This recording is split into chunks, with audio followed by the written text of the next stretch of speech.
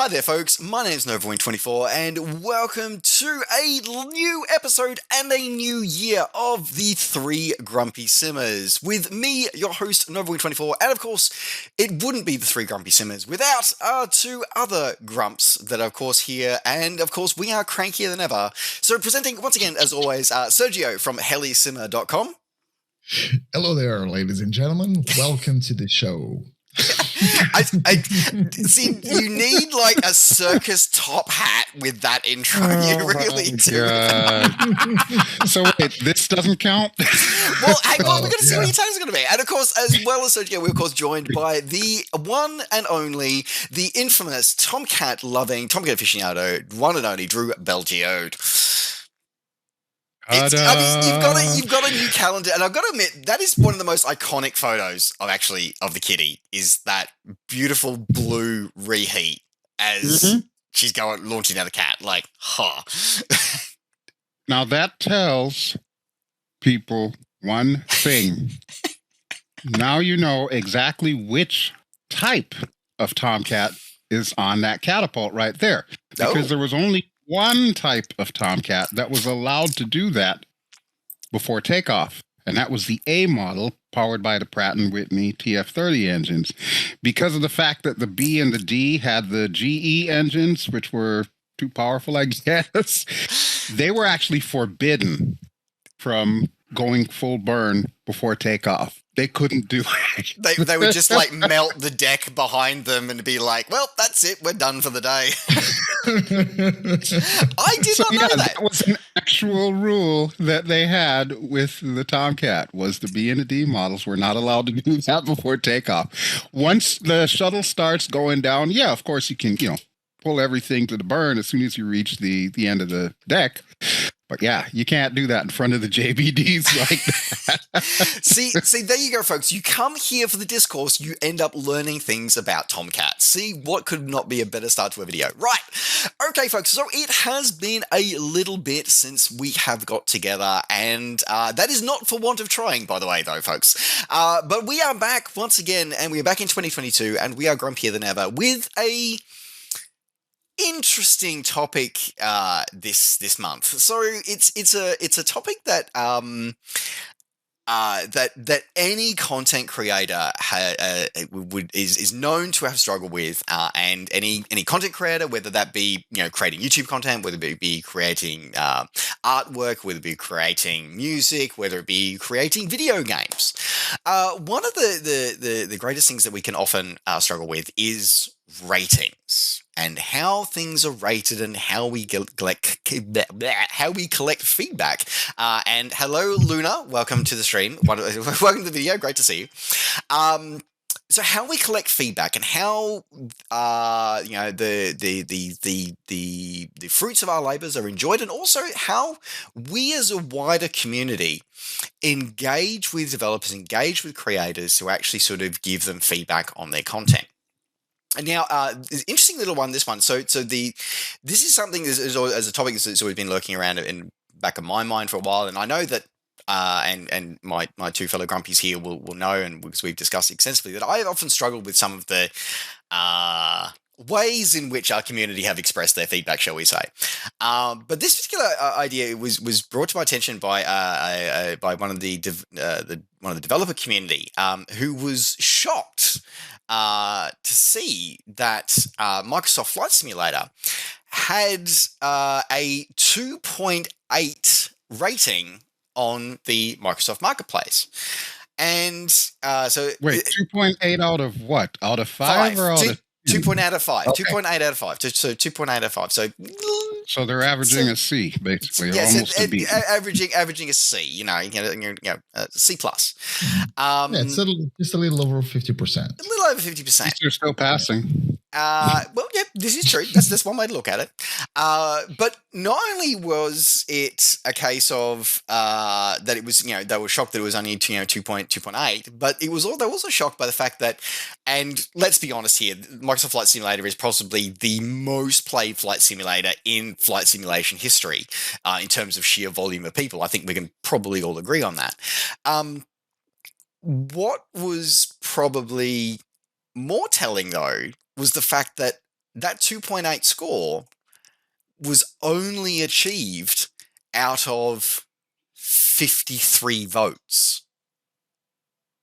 It's not 53,000. It's 53. Exactly. Votes. So 53. Huh? That's it. And I literally just before we went live on to make sure I check my data here, and that's what I'm looking at. I'm looking at 53 votes on the Microsoft Marketplace, and they're getting a 2.8 rating. Now, Wait. Hold on. I'm playing devil's advocate here. So we're talking about what votes as counted on the Microsoft Store, or are we talking votes as counted on like Steam? So or it's a combination of both? it's just the Microsoft Store. So just the Microsoft Store, and the reason why sort of picking this one apart is that is not just that's not just for PC users. That also will also incorporate Xbox ratings as well. So, and that rating that it gets in the Microsoft Store will carry over to what new users looking to potentially purchase the sim will look at when they look at it on Xbox. So now I'm not going to try and say that this sim is perfect. You know, anybody who knows us and anybody who knows any of my content, you know, we preach ad nauseum that the sim is not perfect. No sim is, FYI, by the way, for anybody who's about to flop out any other sim name. The fact is that rating was I was surprised that it was rated. Perhaps not so much that it was rated that low, but actually there were so few people who had rated it. Now it's interesting that that Drew, that you brought up the Steam store. Now, interestingly enough, the Steam store, they have 35,000 reviews. So That is a big difference, which is a significantly big difference. Now, I'll be honest. I don't know the stat difference between who has it on Windows Store versus who has it on Steam, but I generally just, as I said, this is purely anecdotal, but from the moderations on the forums that I do and the content that I see on my YouTube videos, I would say it's generally probably 50-50 or a 60-40 split leaning to Steam. But either way, like 53 votes, that's not a lot. And the rating on Steam is 75% positive because they don't have an option out of 5. It's either thumbs up or thumbs down. So they've got a 75% positive rating. So I wanted to sort of, you know,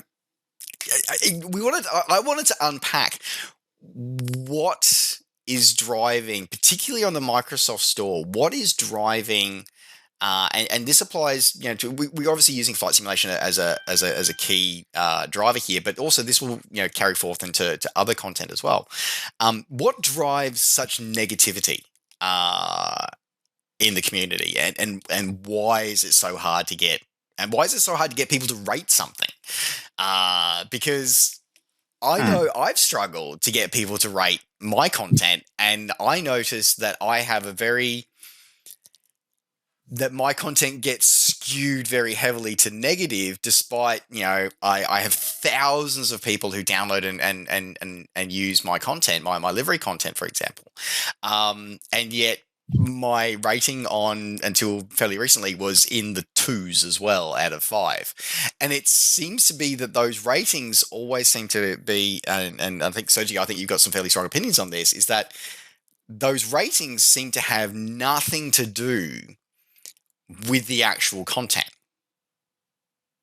Yeah. We had the opportunity to talk a bit before the episode, as we usually do. So just for people to have some context here, and we were discussing, we discuss these matters whenever we start talking about a new topic, even before we start recording. And I do believe that these ratings do not reflect what people actually think. I think these ratings are usually weaponized. People use it as a weapon, as a way of punishing the developer or the content creator or anything like that. Unless you actually have people providing you real feedback, and that is usually by means of a commenting system, and where people actually tell you, okay, I did enjoy this because you did this and that and talked about this or that. Or people can do the opposite and say, okay, I didn't like what we have done because, and then they just tell you the exact reason. Or in this case, an actionable reason, something you can actually act upon and improve. Giving 1 or 2 or 3 or 5 stars out of whatever system has always proved not to be a reliable source of information for content creators, any content creators of any kind, which you already listed, be it a video creator or an add-on creator, for example. Because most of the time, people will use that system just to give the author low rating because they don't like something. Yep. And the other guys, the tens of other people that actually enjoy the content, they are just enjoying it. And they don't even, I'm guilty of doing that very, very often. I don't always tell people or rate an add-on or any other product that is rateable in some way. I don't always do it. I just enjoy it, and I do recommend it to people. I do talk about it, especially when it has to come with or it has to do with flight simulation products, which is what I do on my website, as you know. So I do talk to people. I do suggest that product, but I don't usually rate it. And from my own experience at YouTube, and we'll probably talk about it, likes versus dislikes or good versus bad, just by having that indication, yes or no, is not a good indication. And it is not something that is actually helpful for creators or to creators. I don't see it as helpful. So yeah, I think I think these systems are broken, and they are broken because of how us, the community, use them. Because if we did use them properly, it would probably be a good help for those that are looking at a product and thinking about buying it. But I don't think it's working properly because we don't use it properly. Because that's a really key thing that I want to pick up. I just want to sort of pick that thread right at the end there, Sergio, with to wanting to help people who are wanting to purchase or looking to purchase. And I think that Microsoft Flight Simulator, especially at the moment, because it really is introducing a whole new generation, not even just a whole new generation to flight simming, but a whole new broader audience into experiencing the joys and the challenges of flight simulation. That I feel that this weaponization by a certain negatively geared community, subset of our community, does a disservice to the whole community as a whole. It almost feels like by giving these negative ratings, they're trying to gatekeep their experience. They're trying to, in their ideas, I've moderated and I've wiped a number of people's posts because of this. Is that basically they seem to believe that if you're not flying a 797 exactly according to all of the IFR procedures, then you're not a real simulator pilot. You're doing it wrong. You're doing it wrong, exactly. So it's almost like they're trying to gatekeep the experience, whereas you try and this is why the rating system is a double-edged sword, is that you're trying to sort of entice people in, but and in some ways, actually, just sort of thinking this through here for a second, it almost like harks back to what we talked about together last year, where we talked about thanking a developer. Where we talked about, we talked about, going to devs and supporting them and thanking them and acknowledging the hard work they do, because as we highlighted in that previous episode, and we're kind of coming back to this, it's kind of coming back now again as well, is that it's very easy to be angry. It's very easy, and it seems to be easy to lash out and to weaponize, because I think it's a really great way of referring to it there, Sergio, to weaponize reviews to punish people for things that they may not even be responsible for. Whereas the people who are enjoying it are just enjoying it. Yeah. And But I'm 100% guilty of the See same this thing as you. happen every day too. We see this happen literally every day on the forums that we deal with, primarily social media, YouTube, Facebook, or Jesus whatever. Christ. Yep. Mhm. Who are the number one people who come to review or give their review on a particular subject on Facebook? The complainers, or the ones that, are having issues that 9 times out of 10 are user error as opposed to product error. They're the louder voice. So it's a bit of a My sim double-edged. won't update. It keeps crashing on update. Right. Did you rename your community folder? Why do I have to do that? The OEM's been saying that since patch 1. Yeah. But here's the thing, and let's just make a pause here, because we have to be fair to people that actually review things negatively. You are entitled to review something negatively. Yes. If something is not working for you, you should mention, you should talk about it. Okay. And I also believe that the amount of people that actually weaponize the system is not, we're not talking about the whole community. No. The problem is not the people that review things negatively. Okay. The problem here, and when I say that the problem is the community, the problem is that we as a community do not review things positively enough. And that there's where things get uneven, right? Because someone that is not satisfied about a product, they are entitled to say, I'm not satisfied about the product. Okay. I don't like the product. It's not, for some reason, it's not working for me. It has something that I don't believe it's the quality that I thought it was, or it should be, etc. So people should complain. But the thing is, that's the key too. You got to tell us why you're not satisfied. Give the reason. Don't just say this is shit. It doesn't do that. Who does that? You have to learn and have to be negative, but constructively. You have to tell people, okay, I don't like it because, and then just tell people. Don't just vent on people or just say the developer sucks. Get in touch with the developer. And a lot of systems do not allow you to leave a comment. You just rate it. You just say, okay, this is 1 out of 5 stars, or 5 out of 5 stars, or whatever is the rating. But you are not allowed to say why.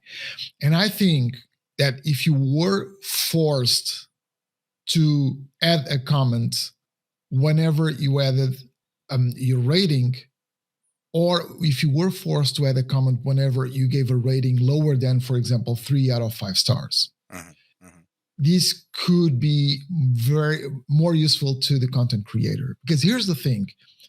If I am forced to add a comment, if I give a developer 1 or 2 stars, okay, and I just write, this sucks, the content creator will see that 1 or 2 stars and the comment being, this sucks.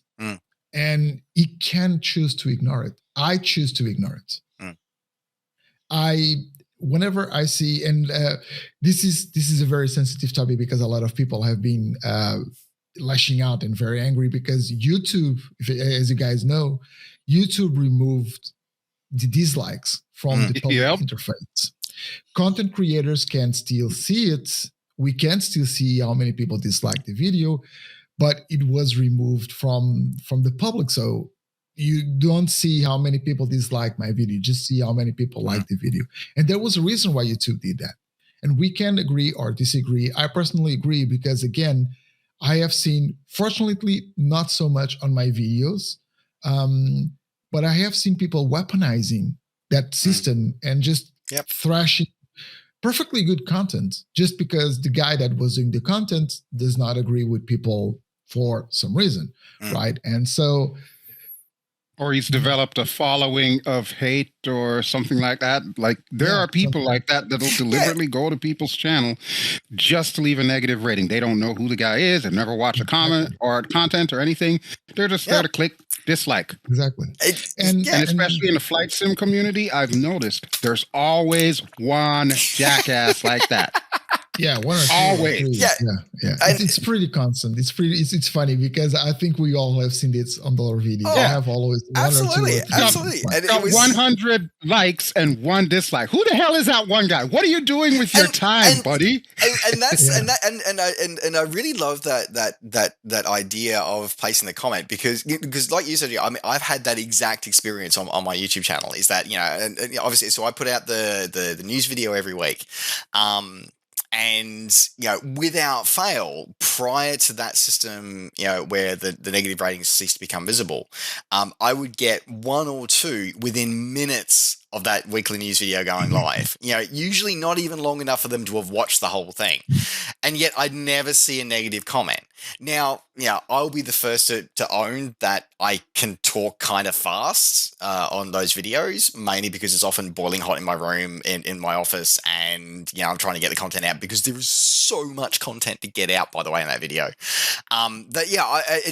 That's a consistent feedback that I get, and it is something that I've been trying to work on. Yeah, whether I've succeeded or not, it's a whole nother conversation. Can you just speak slower, please? I need to what was that like chipmunk in some over the hedge film where he's had coffee? I'm like that guy. Anyway, so when I get so like you said, Jay, like if I get the feedback that says, hey, appreciate the content that you do, would you consider, like, I remember I had a few people would link when I first started that video 9 years ago. One of the comments that some of the comments I started getting was going to be, hey, can you provide links to what you're talking about? And when I started seeing that, I went, okay, you know what? That's a really good idea. So I grew and evolved from that feedback. And that's not positive feedback. That is, saying, hey, this would be better if you could do it this way. So, they say, so again, it's that building on the give feedback to the creator. Let me ask you something. What if that person, instead of saying that, just hit the dislike button? What would have you done? Then I probably still wouldn't be putting links to any of the content. Unless, of course, somebody else mentioned it. But here's you have to have someone telling you what's wrong. That's the thing. Here's a trickle-down effect for that, too. Because of the fact that one person told you that your content would be better served if you had links to whatever it is you were talking about in the video description, I saw that, and now I, in turn, on any of my flight sim videos or, like the Skyrim VR series and whatnot, I will do the same thing. Because you know what? It's something that makes sense. And prior to that person coming into the picture, I didn't think of that either. And how many other content creators out there are probably in the same boat that would have never thought about doing something that simple that can increase, the engagement with your audience? Yep. And this is something which is really very interesting, because here's the thing. As just like the three of us, and I know you guys do this as well, we talk with each other, right? Whenever we have ideas or feedback, be it positive or negative, we discuss it with each other as fellow content creators and friends that we are. But we also look at what other content creators do. I sometimes watch some videos because a content creator has noticed something that I may find interesting. Oh, this is working, this is not working. I really honestly don't care about numbers. I don't. I'm not constantly seeking videos about how to get best ratings. If I did, you would see a lot more videos with my face like this. Right. Yeah. Right. I do use some techniques to get people's attention, in the fact that I think that I could help them better understand what the content is about and select my video to watch it, not instead of other videos, but just, okay, this can be interesting for me. And I have been making some changes, the weekly flyby thumbnail, video thumbnail is not different. The one that I used last week is completely different from the ones that I used before. So I'm trying to improve based on information that we get from content creators. It's exactly the same thing with add-on creators. If add-on creators understand that something is working or not working for people based on what they see from the feedback other content creators get, they improve. And by providing that feedback, be it positive. If it is constructive feedback, it's always positive feedback. Okay. Even if you're saying someone that you don't like something, if you give the reason and you give the option for the content creator to act upon what you're saying, it's still positive because you are helping building something better. Because give them stuff to work with. Give them something to work with. If you just and again, Right, sort of exactly. going back to what I said before, Sergio. I mean, you really put the nail on the head there. If you either don't give feedback and you just downrate something, or if you give a feedback of it sucks, or takes too long to download, it's like, or everyone not even know. If you just it sucks, I can't use it. Okay, well. That's not helping feedback. Anybody. That's not helping anybody. If you turn around and say, "That is just negative," that is just negative. It's not, and it's not negative in the way that you are just saying that you're saying you're not liking it. It's negative because it's not doing anyone any favors, anyone at all, not even you that are complaining. And that and that again is a really important part, is that we are all part of a greater whole. We are but an element and a part of a greater whole, a greater flight simulation family, that we all benefit when we learn together, when we inform each other together. By giving that feedback, and Drew, you nailed it with that trickle down effect. I didn't know that, so that's a really cool thing. Is that trickle down effect is what happens. So, if you say that, let's say that you find something difficult, a menu difficult to navigate. So one of the feedbacks I've given on the Zendesk to Microsoft is that I find the controls menu in Microsoft Flight Simulator very difficult to navigate because I have different profiles for different aircraft. The fact that I have to click through all 20 profiles. But we've been saying that from 2019. I know, but but you're right though. But we've been saying it since 2019. But it's that whole give the feedback in the channels that can act on it and they can record on it. So now we're sort of moving not just from a rating system, and I'll bring us back to the rating system again in a second. But we're moving also into just if you have any bugs ever. Okay, jumping onto Facebook or jumping onto Twitter and saying, Asobo sucks because my add-on doesn't work anymore, or Asobo sucks because I can't start this aeroplane. I hate to tell you this, but the tech support team and the QA and the dev team don't read your Facebook post. I know it's shocking. I know it's horrifying to many of you in the keyboard chair force, but they don't read your post. What they do read is they read the bug reports that you submit to Microsoft via the official channel. That's what they do read. So with information that they can act upon, because if you just say something like it doesn't work, it does not help them try to understand the problem. So classic example, last world update, right? We had 500 airports got updated. So yes, there was, I think, 6 or 8, handcrafted that were in Australia and about 20 in Australia, but there were 500 airports globally that were updated based on feedback from our community that said, hey, Asobo, you've got this airport in, it's got this ICAO, things like, and I know I've submitted several of these reports. Ironically, 3 of the 4 that I submitted were fixed in the Australia update. So, he said, hey, you've got this ICAO listed. It's actually not that airport in IRL. It's actually this ICAO. The one you're referring to is this ICAO. Here are the locations. And by the way, the runways might need a bit of updating. They fix that stuff based on information that you get. Now, if I'd just gone to Facebook and vented that shit on Facebook, those airports still wouldn't be fixed.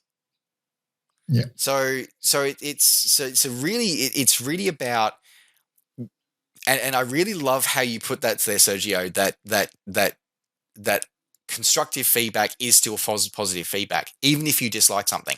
And I know I've rated things not well on many of the reviews that I've done on my channel over the years, but I've always said why I don't agree with them, why I think it's not up to standard, and why I think it can, and how I think it can be improved.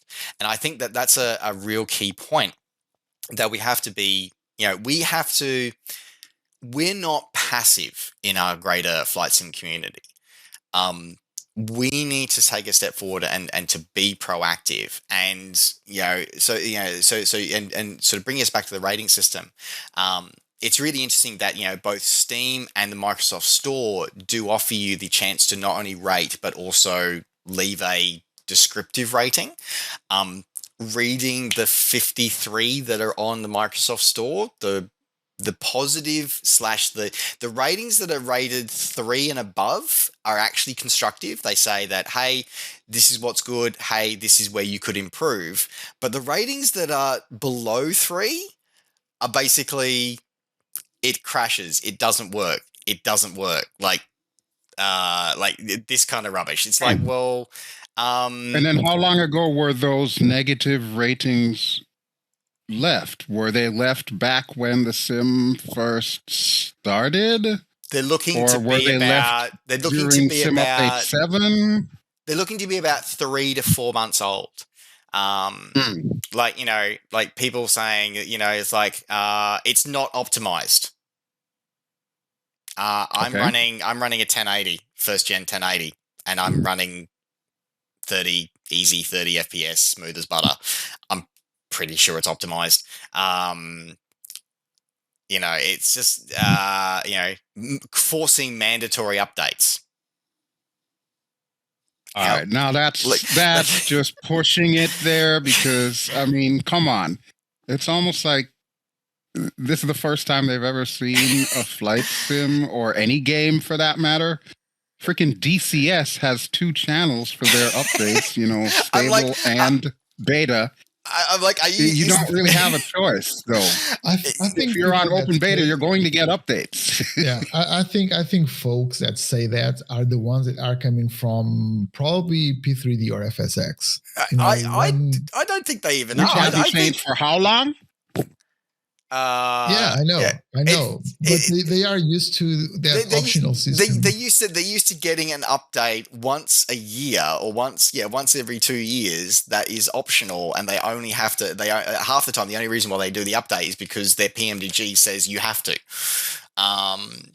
So and again, this is part of it is, and again, it's a double-edged sword for Microsoft Flight Simulator, is that you've got a sim that's under very active development.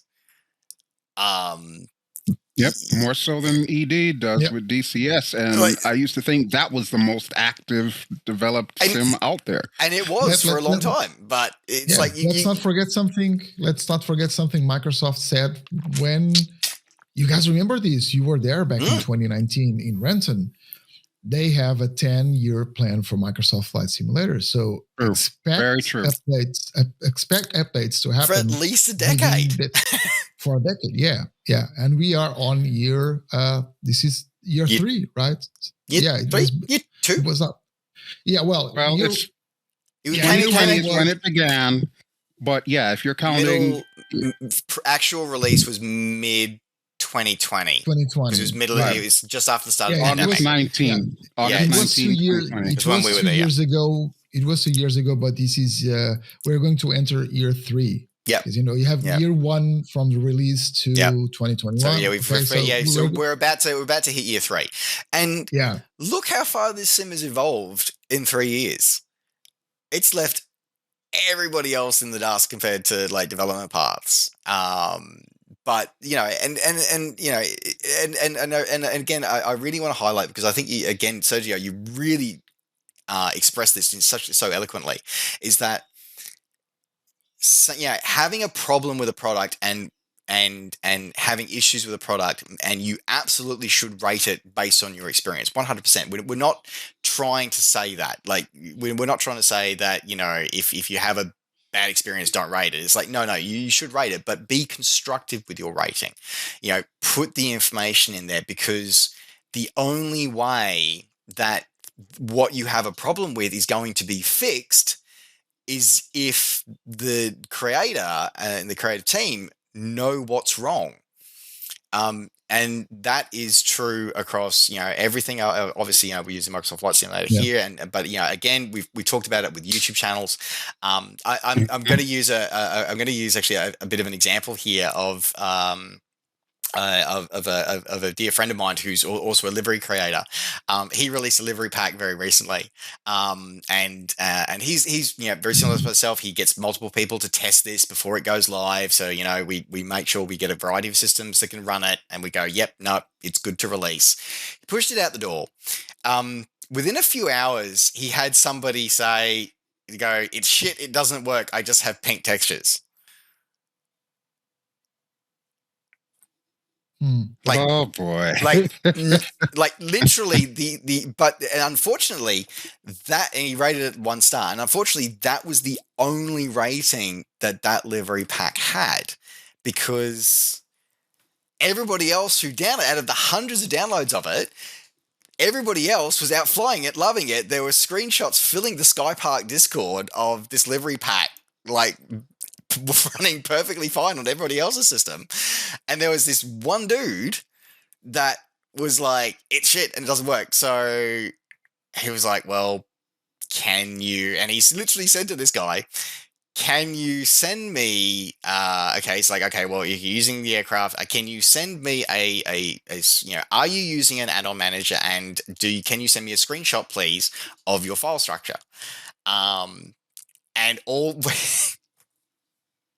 And this is where, folks, we want to tell you to help developers, especially if they actually want to are trying to help you. Instead, what he got back was a screenshot of the pink airframe. That helps. That helps. Yeah. Okay, then. I am betting he looked at the screenshot and he immediately noticed what a problem was, and he just fixed it for everyone. Oh wait, no, not for everyone, because everyone was actually enjoying the product. Yeah. Sorry. It's one of those things, folks, where, again, and I want to talk about that part of that community responsibility that we have. We have. But that's just one part. That's just one part. It is one part of it. We need. Yeah. Sorry, Tristan. We also need liability and responsibility coming from the platform owners, because the platform owners, let's be very honest, and we are lazy. People are lazy, and we rather just click something. That's how we work, and that's why the less work, the better. Yep.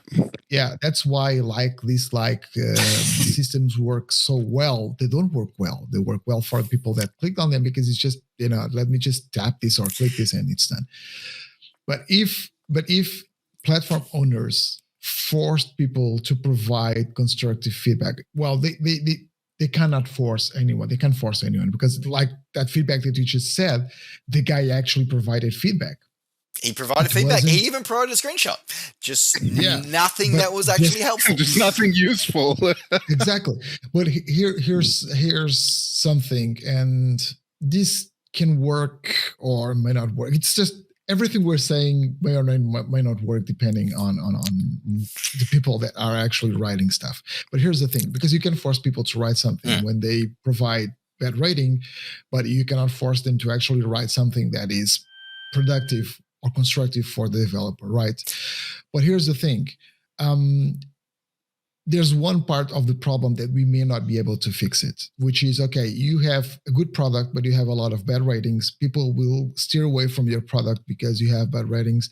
And you had that experience, Tristan, with your own work, in which, okay, you have thousands of people using your work. That you have thousands of very happy customers. And then you have 10 or 15 guys that are not happy about it because they don't even know how to install it. They go to the marketplace, they rate it low, and all of a sudden we have 2 out of 5 stars, although your work is impeccable. And you do great work, and you know that.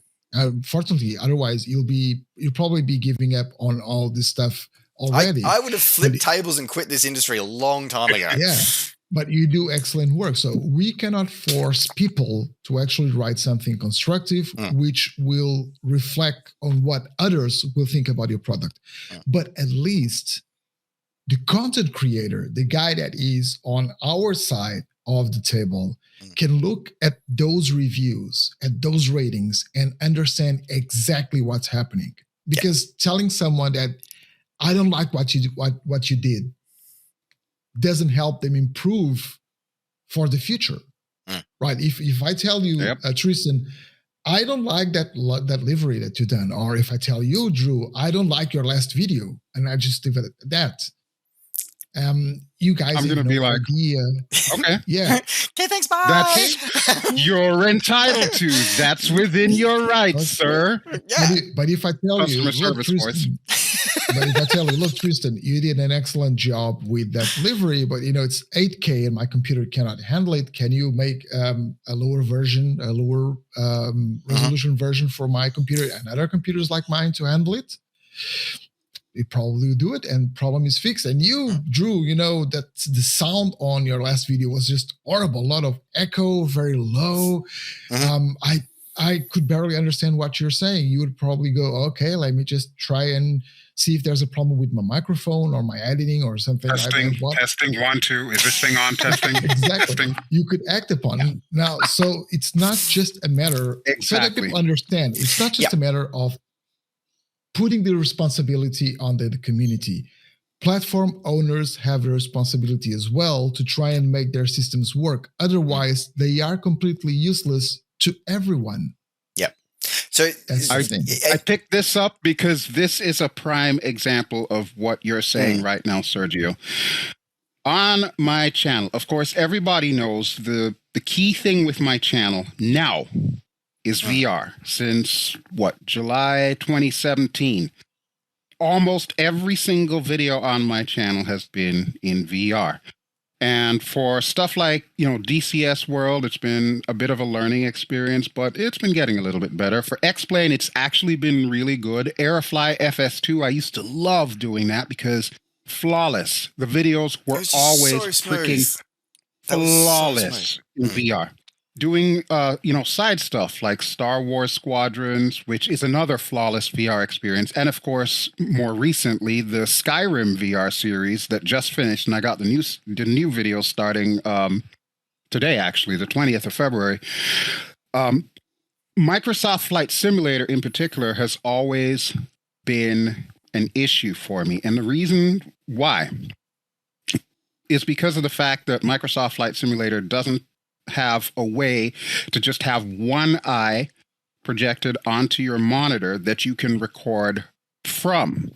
So a lot of us who do content creation for VR, people like the VR Pilot or, some of the other folks that are out there, we're in this in-between spot where the content that we're putting out might be good, it might be compelling, but it's not getting enough views and it's not getting rated high enough because we've got to do all of these workarounds and whatnot just to get it to record in VR in a way that the viewer is actually going to enjoy the experience. One of the biggest complaints that I get on videos with this thing, in Microsoft Flight Simulator in particular, is the motion. I can't help it. My head moves, especially if I'm in an aircraft and I'm doing some kind of approach pattern or whatever. How dare I'm going to be you looking move around. your body, Drew? How I'm going to dare be you moving move around? And Drew even worse than that, he's a metalhead, so you. I know. I'm always. I've been doing this since I was a teenager. He's flying like right. And then here's the other thing too. That whenever I like to record stuff, I usually do the voiceovers live. I used to do it where I would record a video, and then after the fact, I would put this headset on and then do the voiceover lines. But I found it too difficult to sync everything up because you get a certain flow when you're in the plane and you're flipping switches and so on and so forth, and then trying to watch something like that over and then figure out, okay, I'm going to go ahead and flip the fuel switch now. Meanwhile, I'm flipping on the battery or something like it. It just doesn't work. So I've gotten into the habit, in particular with videos from MSFS and DCS, and of course, X-Plane. I record the vocals at the same time, but that's a bit of a double-edged sword. As you're watching me right now, you can see that my head is moving. I'm an animated talker. My hands are moving. You can't really see that in VR, but my head is directly tracking in this thing. And that's been the biggest issue that I've had with Microsoft Flight Simulator. So most of the negative feedback that I've gotten on my videos, which I thank each and every one of you for posting, most of the negative feedback that's actually helped me has been to remind me that, yes, I need to find a solution to recording where it's not going to be nauseating for somebody to watch. For those of you who are just like, well, you should stop doing VR videos, bye. It's not going to happen. That's what this channel's about. It doesn't matter what I'm playing. It's going to be in VR. When I finally finish the Arma 3 series for the next one, that's also going to be in VR using Vortex, but that's a whole other story. We'll go into that some other time. Yeah. It's like people on my channel complaining that my review videos go for 45 minutes to an hour. It's like, if you got a lot of stuff to review, yeah. You're new here, obviously. Like, you get long. Right. If you want a 5-second review from somebody, you don't come to my channel. If you want to have an in-depth review that goes through and analyzes it and goes through everything, and again gives the positives and negatives, is this, that's what you come to my channel for. And I agree 100%. Everybody who knows me knows that I always do 1 hour videos. Sometimes you might see a half-hour video, but it's always a 1 hour video. And that's, one thing that I've noticed recently, because I was going to say, as far as the whole constructive feedback thing that I've gotten, in particular with my situation with the VR, I have been exploring other avenues to make it better. So if you watch like maybe the last 2 or 3 Microsoft Flight Simulator, I can't speak anymore, Microsoft Flight Simulator videos, you're going to notice one thing. It's a little bit clearer. It is a lot less shaky. And I'm still recording it in the exact same format as I did. But I'm finding ways now that I can actually get around the system and actually come up with a better, more entertaining video, that people can actually upvote consistently, So I'm getting less negative feedback now because of that. But it's because of this constructive feedback that people have given me that has allowed me to continue exploring other avenues instead of just sitting on my laurels and, this is good enough for the public. No, I always want to do better. And I know that, all the content creators, my present company included, as well as all the developers, they do want to do better. There's very few people out there that are doing the kind of work that they do that actually don't want to grow or learn. Those people should not be in business. But for the rest of us who actually do want to, progress at our art, our hobby, or our business, whatever, constructive feedback does work. You got to use it. You got to temper it. Help us help you is sort of, is what we're sort of saying here. So sort of to sort of round this out here, I think it's one of those things where rating systems are absolutely a double-edged sword. And I think that, and that it is, it's on us as the community to provide honest but constructive feedback, whatever that form may take. But it's also on the platform owners to be able to give the community opportunities to give that constructive and honest feedback, because and it's really interesting, sort of, as I said, in looking at the sort of 3 different sort of rating sort of systems here. So we've got them all contained just in Microsoft Flight Simulator. So on the Microsoft Store, you've got the option of rating 1 to 5 and leaving a text-based sort of explanation. Sergio, I kind of agree with you that it should be a requirement, and then you can then as a content creator, developer, you can go through and you can vet that and go, okay, well, if it just says can't install, okay, well, I can probably not I can probably ignore that one, but the one that says probably a user error. Yeah, but the one that says, okay, the one that says, where's a good one here?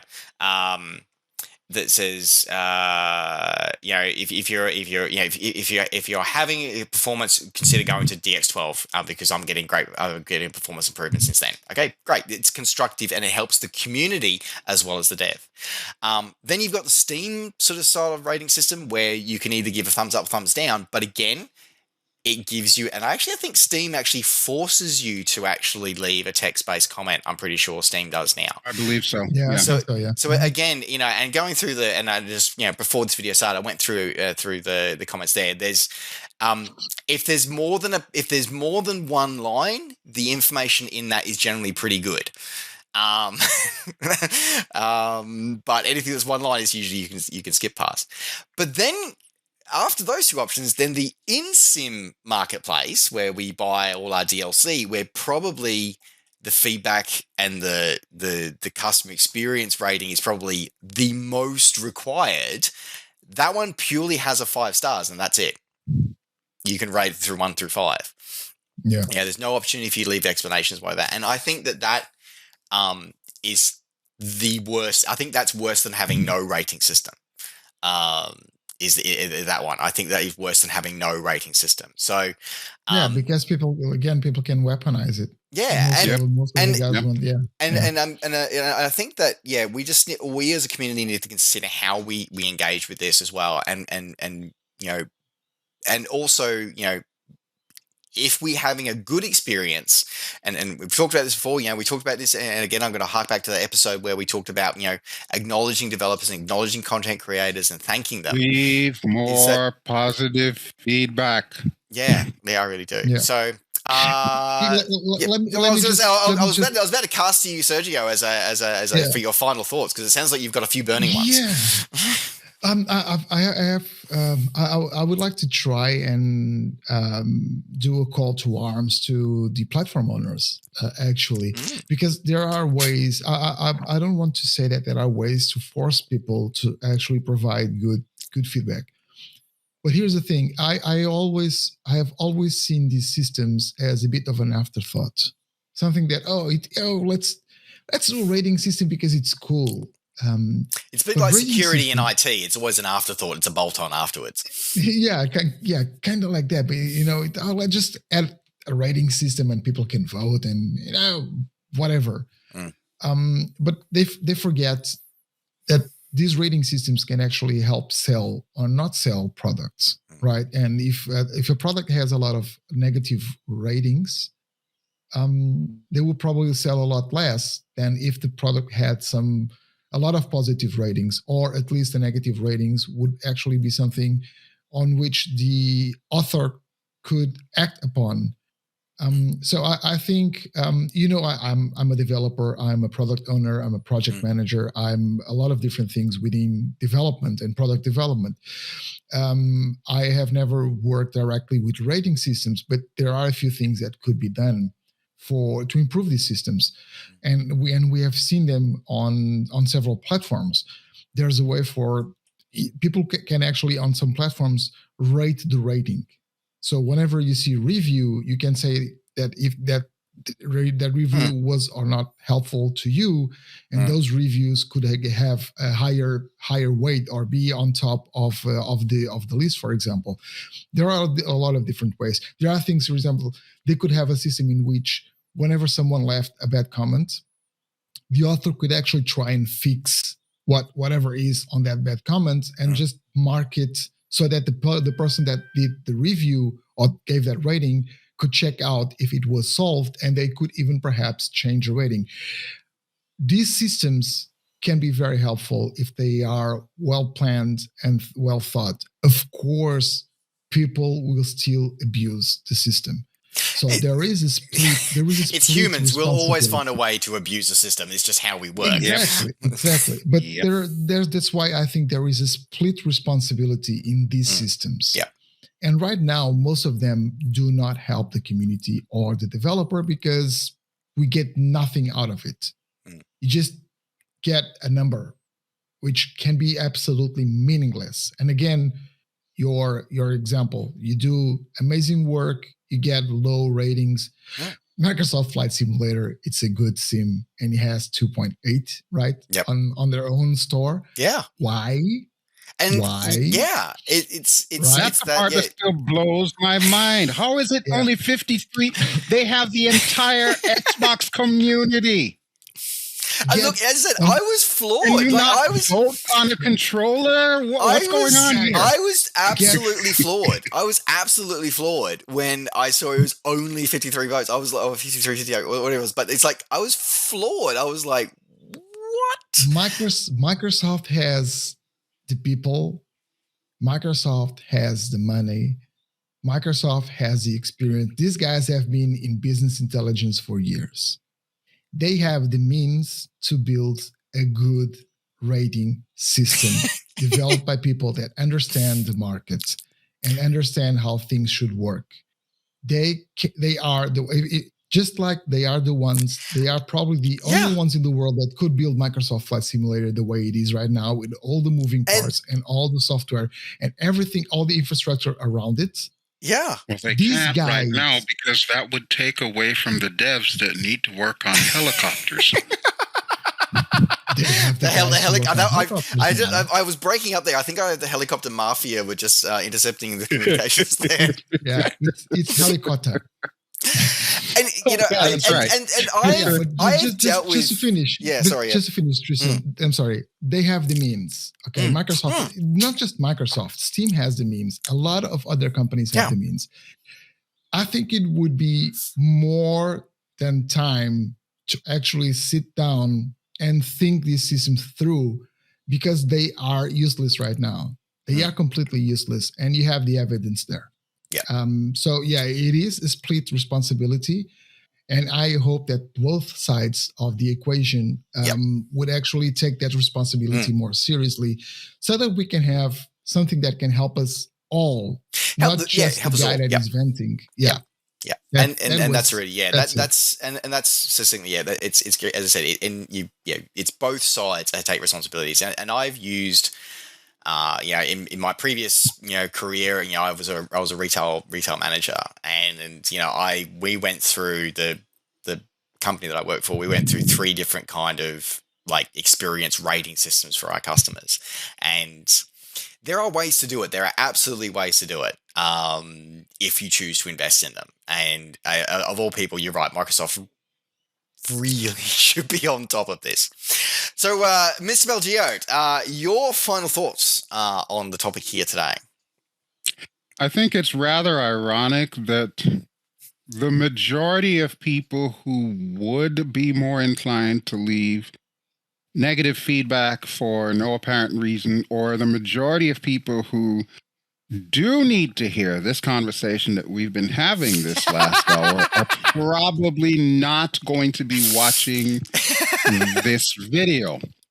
And further to that, there's probably at least one person out there who has only watched perhaps the first minute and instantly hit dislike just to piss you off specifically, and completely missed the boat on everything that we're talking about. They just saw the title and the flashy thumbnail, and as soon as you've opened your mouth and said, "Hi, everyone, this is Nova Wing 24, they're already gone. Dislike, gone.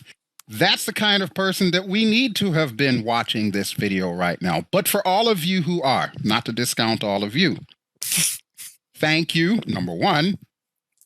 Don't forget the positive feedback. If you've either learned something or were entertained by it or whatnot, this is the direct feedback that we know, okay, this is working.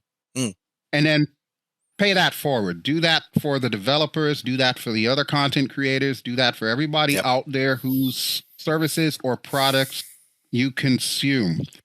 If you have a problem with something, yes, like we've all said, make sure you tell us explicitly what the problem is, and try to avoid cuss words. I know it's easy for us to drop an F-bomb here and there.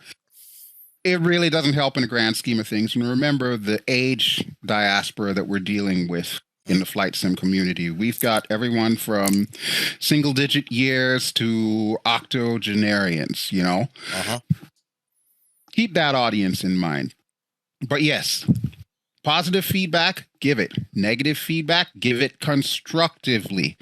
And do it often. If you buy something off the marketplace, if you download something for free off of flightsim.to, if you purchase something from ED, or if you get it off of Steam, same thing for Laminar Research. If you get stuff off of like the explain.org site and so on and so forth, you get the point. Always give feedback, especially if it's positive feedback, because 9 times out of 10, that's the feedback that gets overwhelmed by that vocal minority that just hates something just because they want to be a hater. Yeah, beautifully put. Yeah, and I think that's a great way to sort of close this one out today. Is that it is. And there's an old saying about reputation. You can have do amazing wonderful things a million times, but you only need one bad review to destroy a business. Yep. So it's part of that, and focusing on the flight simulation world. We literally this group of grumpy simmers has literally seen that twice. We've seen simulators that had a bit of a rough start, but had a lot of potential, get wiped from existence because of a minority of very vocal, very negative users who in at least one particular case were championing their own agenda. And they had no interest in the greater flight sim community. They just simply, they had their own agenda, and they were going to destroy that sim no matter what. And we as a flight simulation community are worse for that experience. We all lost. So if again, humans will always find a way to abuse the system. Absolutely will. But what we as a greater community need to do, and again, we're going to talk about this, we've talked about this in the past, is that we need to express when we enjoy something. It is very easy to say, oh, this is shit, oh, this is crap, oh, this is bad, this is terrible. But and if that's your experience, that's your experience. Please do not think that any of us are discounting that that's your experience. However, justify it. Why was it bad? Why was your experience bad? What is wrong with it? How could it be improved? How could your experience be improved? And conversely, if you've had a great experience, thank the dev, acknowledge the creator, acknowledge, and I'm incredibly grateful for those who, especially on my YouTube channel, who comment and thank my work for when they see it. I'm grateful to all those who give me constructive feedback, and I'm incredibly grateful for those who simply stop in and say, thanks for making this video. I'm incredibly grateful for those people because the first group, I go, okay, I learn from how is the community receiving my content? How can I improve to make it better for everybody? And the second group, it means that, you know what?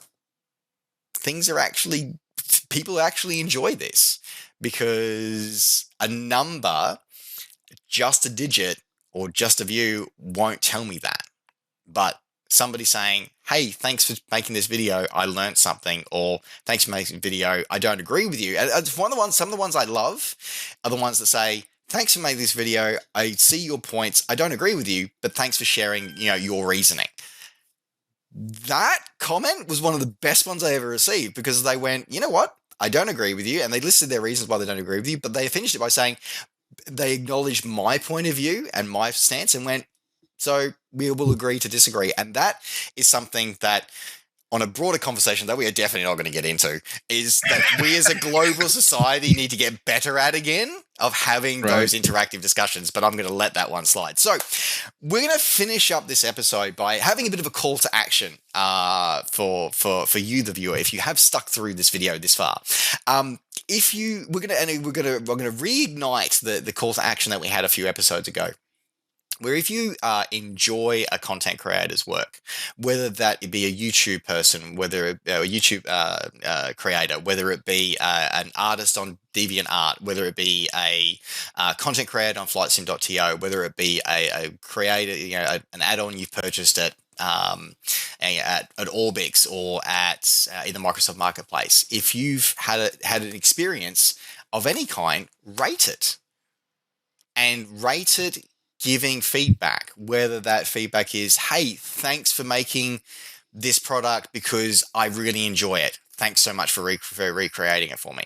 Or if that's a, hey, you know what? I really wanted to enjoy your product, but I had a couple of issues with it and I think you could improve it by changing these things. Go and give that feedback, because the old saying of be the change you want to see in the world, okay, isn't just something that you slap up on a pillow that you toss on your couch. Okay, that's something that is true. It absolutely is true, and it's kind of why we kind of came about. We came about because we wanted to be the change we wanted to see, and we want to talk about the change we want to see in the world. So there you go. So that's it. That is the end of our first episode of 2022. Thank you so much, everybody, for joining us. And I want to say a huge thank you to Sergio from Helisimmer.com for joining us all the way from Portugal. Why is it February, though? Oh, for our first episode of 2020. Because I had to move. I'm not going to beat you up about it. I'm sure the audience can see you've got new digs. So do us a favor, man. Just go to YouTube when this episode is out and just go dislike. Just dislike the video. Then. Just do that. But actually, no.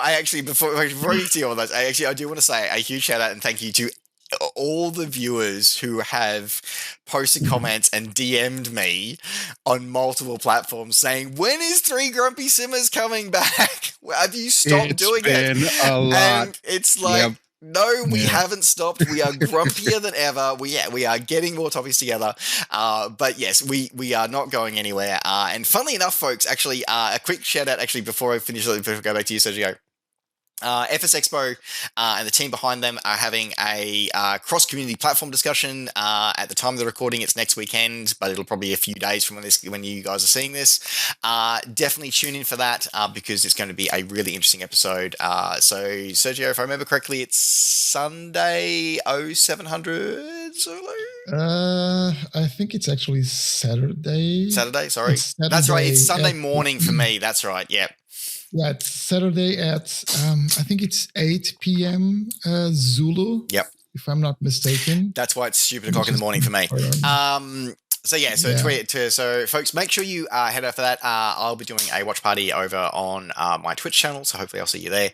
But yeah, otherwise, check out the FS Expo website because it'll be a fascinating conversation. It will be indeed. But anyway, so thanks, Sergio, for joining us and for reminding us as well. Thank you very much, guys. See you on the next episode. Have we crossed the 1 hour mark? Close to. I'm pretty sure we have. And of course, it would not be the 3 Grumpy Simmers without our purple hat wearing Tomcat aficionados. So thank you so much for you, BelGeode, for joining us. Thank you for having me, as always. I'm just thinking here, I'm probably going to just completely redo my branding. I'm going to get rid of the purple hat, and I'm just going to have the 3 redhead sisters, Geeta, Alianis, and Tanyas in Skyrim VR is practically taken over my channel lately. But I've got more Flight Sim stuff coming, and I've got some armor coming soon. Eventually, 2 more weeks. So, folks, don't forget, as always, to check out Sergio, and so check out helisimmer.com, the website for all your aviation and all your helicopter news, as well as his videos and his weekly rotary winged related news story over on his YouTube channel. And of course, don't forget to check out BelGeode's channel for all things Skyrim, Armor, and Microsoft Flight Simulator in VR, of course, as well. And maybe every now and again, throw this a like and a follow and check out some random Flight Simulator and other content here on my channel here at Overwing 24. All right, folks, thanks very much for joining us. Thanks to my 3 Grumpy Simmers. Don't forget, as always, to like the video and subscribe to the channel if you enjoyed these videos and want to see more. And of course, you can check out all the content over at our 3 Grumpy Simmers website, and also pick us up at your favorite podcast platform as well. So we do an audio-only version of this as well for everybody. All right, folks, thanks very much for watching, and take care. Safe skies to all, and we will see you on the next episode of the 3 Grumpy Simmers. We promise it won't be 3 months. Ciao. Alrighty, folks. Ciao.